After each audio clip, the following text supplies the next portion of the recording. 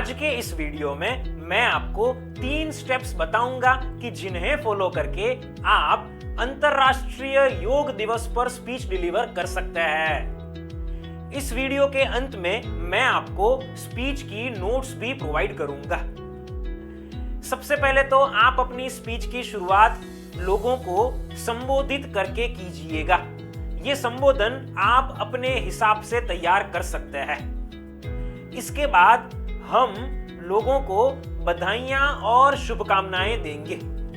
ये आप कुछ इस तरह से दे सकते हैं। साथियों, आज 21 जून का दिवस है कि जिसे हर साल अंतरराष्ट्रीय योग दिवस के तौर पर मनाया जाता है। आज हम सब लोग इसी दिवस को मनाने के लिए एकत्रित हुए हैं।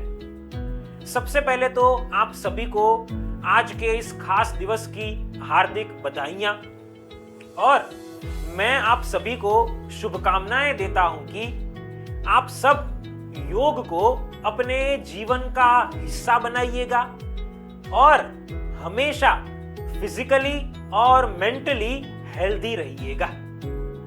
तो इस तरह से आप लोगों को बधाइयां और शुभकामनाएं दे सकते हैं।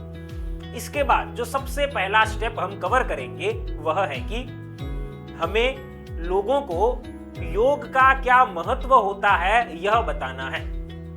इस मुद्दे में आप लोगों को योग के फिजिकल बेनिफिट्स क्या होते हैं, मानसिक फायदे क्या होते हैं और स्टूडेंट्स को और प्रोफेशनल्स को उनकी एकेडमिक और प्रोफेशनल लाइफ में क्या यहाँ पर लाभ होते हैं ये कह सकते हैं।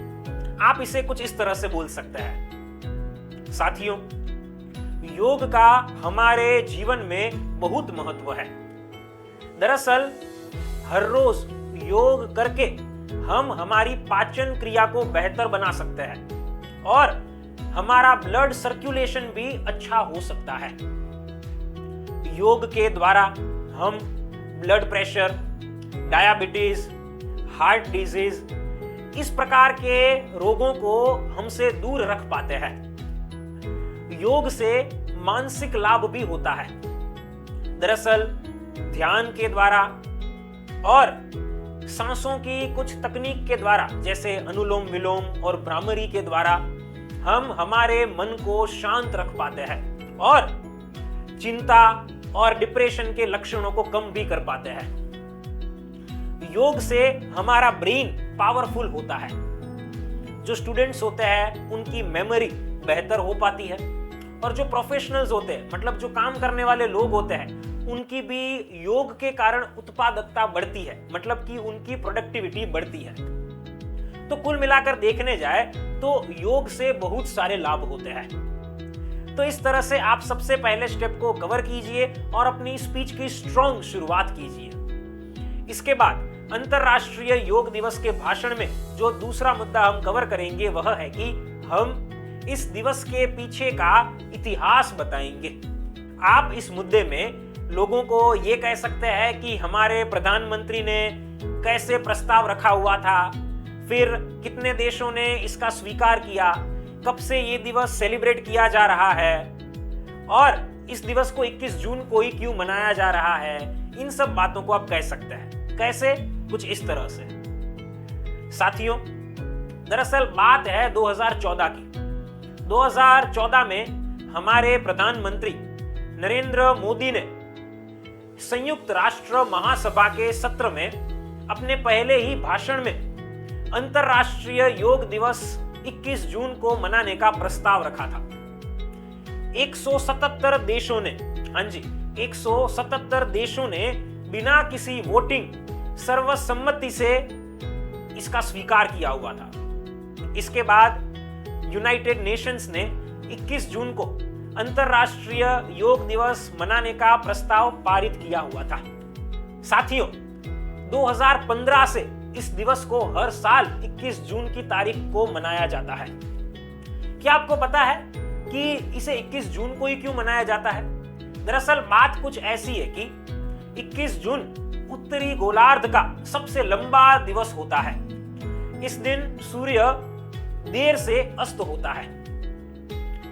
दरअसल इसके बाद सूर्य दक्षिणायन होता है और उसके बाद प्रकृति से जो ऊर्जा मिल पाती है उस ऊर्जा के कारण योग करने का सबसे बेस्ट टाइम होता है।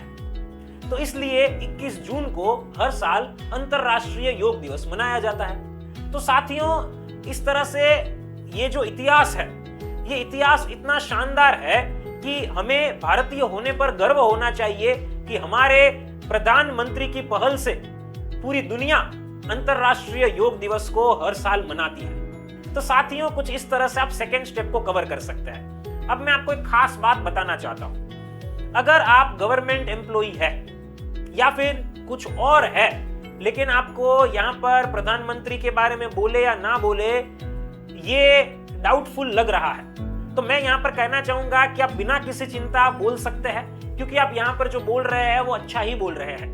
लेकिन फिर भी आपको ऐसा लग रहा है कि आपकी कुछ लिमिटेशंस है, इसलिए आप प्रधानमंत्री के बारे में नहीं बोल सकते हैं, तो आप यहां पर ऐसा कर सकते हैं कि कब से ये दिवस मनाया जा रहा है ये बताइए, और 21 जून को ही क्यों मनाया जाता है इसके बारे में कहिए। लेकिन अगर आप मेरी माने तो आप सब कुछ बोल सकते हैं, सेकेंड स्टेप का पूरा कंटेंट डिलीवर कर सकते हैं। चलिए आगे बढ़ते हैं और जानते हैं इंटरनेशनल योगा डे की स्पीच के तीसरे और आखिरी पॉइंट के बारे में, और वह है कि हमें भूतकाल और वर्तमान के बीच में लोगों की योग के प्रति अवेयरनेस में कितना डिफरेंस आया हुआ है उसके बारे में बताना है। अब इस मुद्दे में सबसे पहले आप ये कहिए कि भूतकाल में लोगों में कितनी जागृति थी, वर्तमान में कितनी जागृति है और उसका क्या लाभ हुआ है। आप कुछ इस तरह से बोल सकते हैं। फ्रेंड्स, भूतकाल में ऐसा समय हुआ करता था कि गिने चुने लोग ही योग के बारे में जानते थे। योग बहुत कम लोग करते थे। अरे योगा के लिए क्लासेस तो थी भी नहीं। हाँ जी, योग सीखने के लिए कोई भी टीचर नहीं होते थे, और अगर होते थे तो वे भी चंद होते थे। लेकिन वर्तमान में क्या देखने को मिल रहा है? वर्तमान में बहुत सारे लोग योग करते हैं। योग की बहुत सारी क्लासेस चालू हो गई है, ऑनलाइन भी होती है, ऑफलाइन भी होती है। छोटे छोटे बच्चे भी योग करते हैं, 5 साल के बच्चे योग करते हैं। और इतना ही नहीं, मैंने देखा है कि इतने छोटे बच्चे योग सीखने के लिए क्लासेस में भी जाते हैं। साथियों, ये सभी चीजों का लाभ ही हुआ है। लोग अपनी तंदुरुस्ती के लिए जागरूक हुए हैं, फिजिकल और मेंटल हेल्थ को लोग बेहतर बना पाए हैं। इतना ही नहीं, वे लोग तो बेहतर बना पाए हैं, लेकिन उन्होंने बहुत सारे लोगों को प्रेरणा दी हुई है। इसलिए आज बहुत सारे लोग योग करने के प्रति जागरूक हैं। तो इस तरह से आप तीसरे स्टेप को बताइए और लोगों को कहिए कि भूतकाल के मुकाबले वर्तमान में क्या अंतर योग की जागृति को लेकर आया हुआ है। अब ये हुआ मुद्दा कंप्लीट। इसके बाद आपको अंत में फिर से एक बार लोगों को बधाइयां और शुभकामनाएं देनी है। कैसे? कुछ इस तरह से। साथियों, एक बार फिर से आप सभी को आज के इस खास दिवस की हार्दिक बधाइयां और शुभकामनाएं। इसे बताने के बाद लोगों को धन्यवाद कहिए और अपने भाषण को पूर्ण कीजिए। दोस्तों, अब मैं आपको स्पीच की नोट्स प्रोवाइड कर रहा हूं। आपकी स्क्रीन पर जो नोट्स आ रही है उसे याद रख लीजिए और फिर स्पीच देने के लिए जाइए। तो साथियों, इस तरह से मैंने आपको 3 स्टेप्स बताए कि जिन्हें फॉलो करके आप अंतरराष्ट्रीय योग दिवस पर अच्छा भाषण दे सकते हैं। अगर आप अपने लिए अंतरराष्ट्रीय योग दिवस का एक स्पेशल भाषण चाहते हैं, मतलब कि स्पेशल स्क्रिप्ट चाहते हैं और एक पावरफुल पब्लिक स्पीकर बनना चाहते हैं, तो आप हमारा कांटेक्ट कर सकते हैं। नीचे दिए गए नंबर पर आप हमें अभी कॉल कीजिए। मैं आपसे पर्सनली बात करूंगा, आपकी सारी प्रॉब्लम्स और रिक्वायरमेंट्स को सुनूंगा और समझूंगा और आपको पर्सनली हेल्प करूंगा। फ्रेंड्स, फिर मिलेंगे एक नई वीडियो के साथ। Thank you.